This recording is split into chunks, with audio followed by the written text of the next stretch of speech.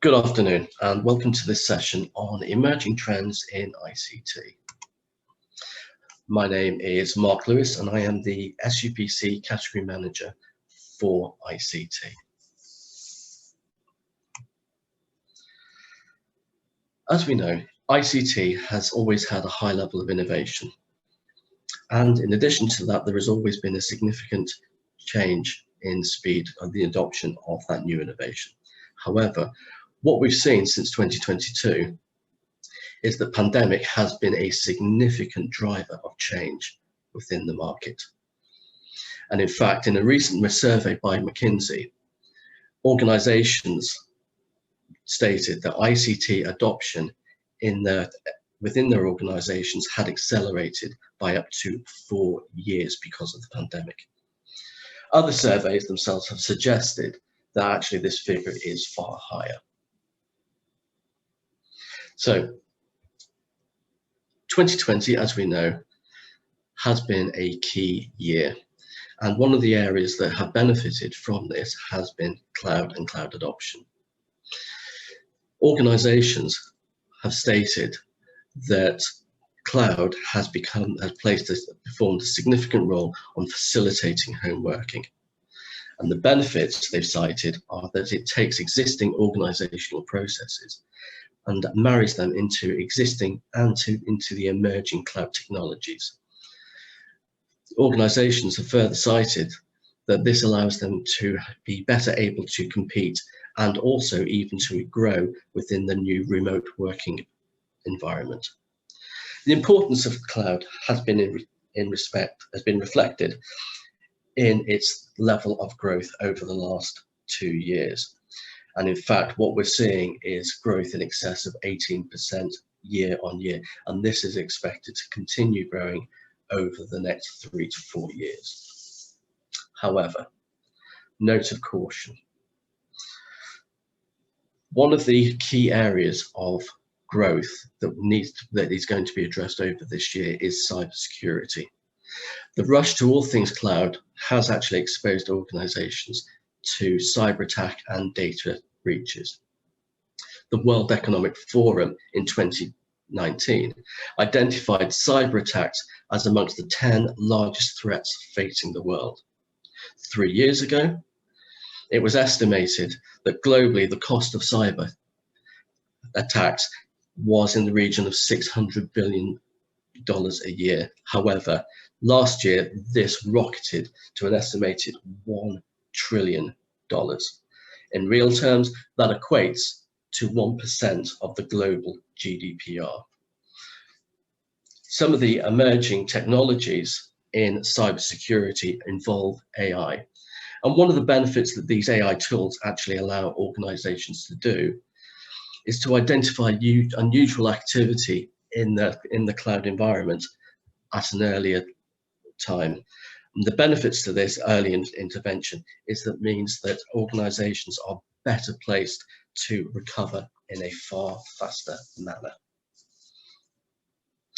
In addition to these new technologies, include things like robotic process automation and data-intensive computing. So RPA, as it's more commonly known, is simply automating routine tasks. This allows cost reductions, efficiency improvements, and greater effectiveness. And like many areas, the pandemic has been seen as a key driver of change for RPA. And it's predicted that in the region of 90% of large organizations will have adopted RPA in some form or other by 2022. The interesting part to this is that who is driving this? And it's seen that an awful lot of the drive to RPA is coming from CFOs as well as COOs. And in fact, my own experience of RPA has actually mirrored this, where it was found that it's not just the benefits of cost savings and efficiency savings that RPA actually brings to an organization, it's the impact to customer satisfaction as well. In terms of data-intensive computing, I'll use the quotation from Wikipedia, where data-intensive computing is defined as a class of parallel computing applications which use a data approach to process large volumes of data, typically terabytes or petabytes. In simple terms, organizations generate data. That data has value. Organizations typically struggle to drive benefit from that data. Data-intensive computing allows organizations to process large volumes of data to provide better analytics and therefore start to drive an awful lot of the benefits that that data can actually provide to them. I've also mentioned as a market trend the use of second-hand ICT.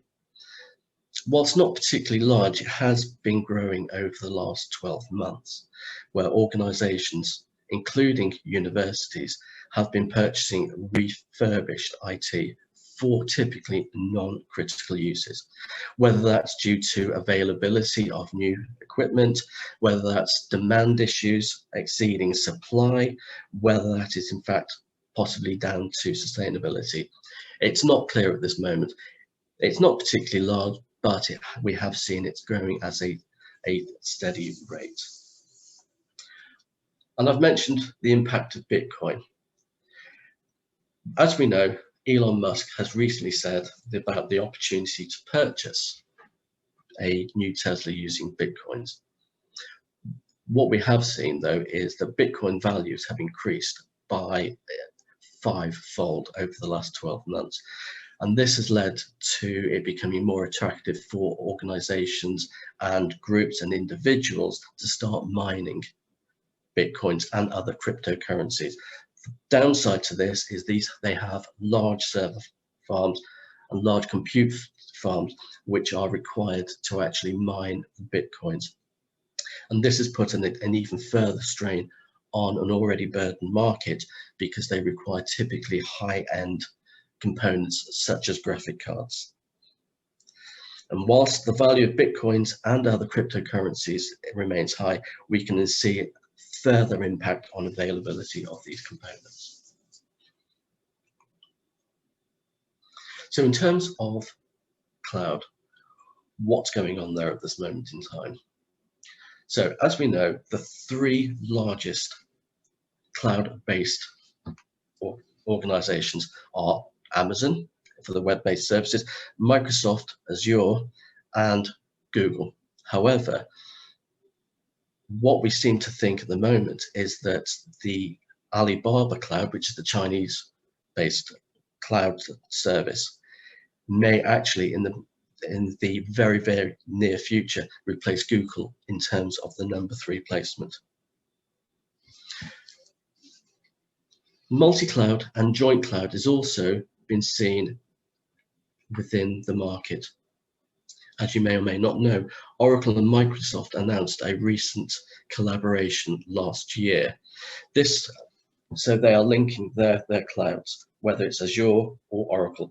One of the benefits to organizations is that this will allow applications to be run on either and both of those cloud platforms. One of the reasons cited potentially for this is that it is a way of actually increasing competition against Amazon, who are the clear leaders in this field. And in terms of where is cloud going to go over the near future, well, I think that's fairly clear. We are going to see more and more working in virtual cloud workspaces.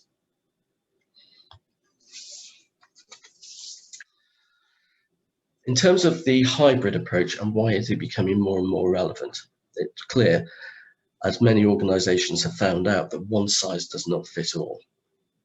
The benefits of hybrid cloud is it offers the flexibility to manage workloads, so additional resources can be accessed and required as required. One of the other issues and benefits being pushed forward for cloud becoming more relevant is that the cloud service providers themselves are structuring their offerings to support on-premise and legacy systems. As you know, many of those systems manage mission-critical workloads, and it's just seen as they may not be, at this moment in time, practical to migrate to the public cloud, whether it's because of cost, longevity, or even sensitivity. However, there is a sneaky suspicion that whilst at the moment these cloud service providers are very, very keen on making easing the processing of legacy systems and on-premise systems, it's just an excuse for them to actually try and drag and draw that information onto their own platforms in the future. Countering this, though, is the role of the OEMs. So the OEMs like Dell, etc., are actually producing and putting out into the market simplified deployment of new products that will actually allow for improved private cloud infrastructure. So there is a little bit of a war going on at this moment in time. So we're just waiting to see exactly how that will work. I mentioned web and cloud-based software. It's a question that was asked, I was asked the other day, what is the actual difference between cloud and web-based software? Well, actually, at the first instance, cloud and web both require the internet to run.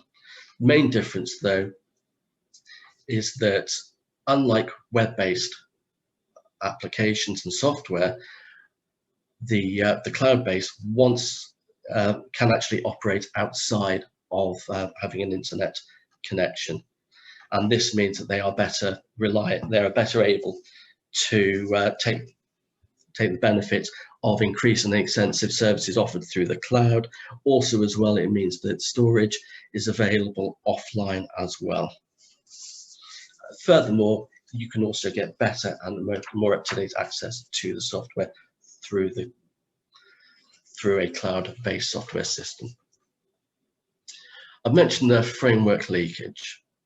We're seeing a significant use of non-HE frameworks in the market, whether that is hardware from the Health Trust Europe or Crown Commercial Services, and whether it's software.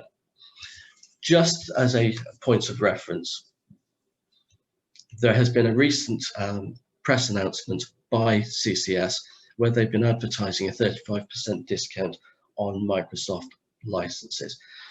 Just a word of caution, that 35% discount is a bit misleading as it relates to non-academic pricing. Also, they have made mention to additional discounts being offered around Microsoft contracts through aggregation. Again, a little bit misleading, as this relates to Microsoft enterprise agreements that public sector bodies procure under, and is not the typical EES agreements procured by education establishments. I've mentioned in the Huawei, as you know, there has been an awful lot of pressure on Huawei, and Huawei have been rapidly removing themselves from the what they describe as non-friendly markets, whether that is telecoms or actually in our instance is actually to do with hardware. Just one point of reference on that, whilst they are withdrawing from and they will not actually support any new sales, they are still maintaining support for existing contracts that they have in place. In terms of sustainability, ICT has traditionally been seen as a contributor to global warming, primarily because of its energy use. What we are seeing is organizations such as Microsoft and Google have both made claims that their intention over the next few years that they will actually move to either a carbon neutral or a carbon negative position. And one of the things that Google has been very recently trumpeting itself about is that it is now, through the use of AI, has managed to reduce the cooling in its data centers and achieve a 40% reduction in its energy consumption. Microsoft has also made some similar claims when it has benchmarked energy consumption through the use of certain cloud-based services.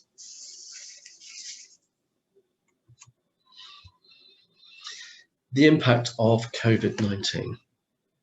So, as we know, COVID has accelerated changes in the processes that were already happening. ICT spend on hardware and software pre-pandemic had remained relatively static for the few years prior to the pandemic. However, what we're seeing is firms are switching to a more software-based platforms in the cloud has actually led to an overall reduction in spend on hardware of approximately 8%. Moving forward, it's also suggested that new technologies based largely around the Internet of Things, robots, clones, and VR headsets, etc., are actually going to make and benefit from the use of the software-based IT infrastructure.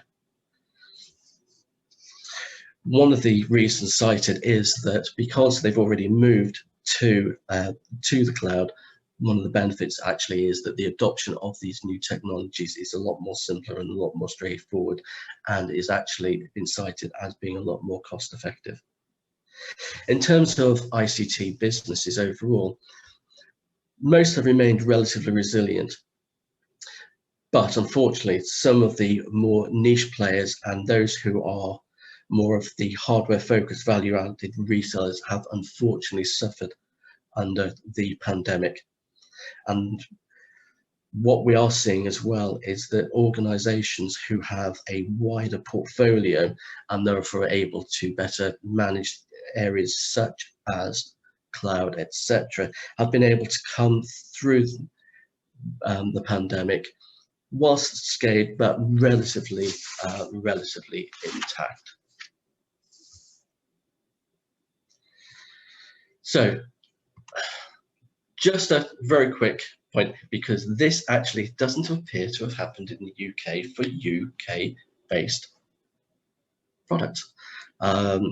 As you can see, what we're seeing here is that businesses that the public sector accounts for over 36% of purchases from UK-based ICT organisations, but businesses themselves are actually the large procurer from UK-based organisations.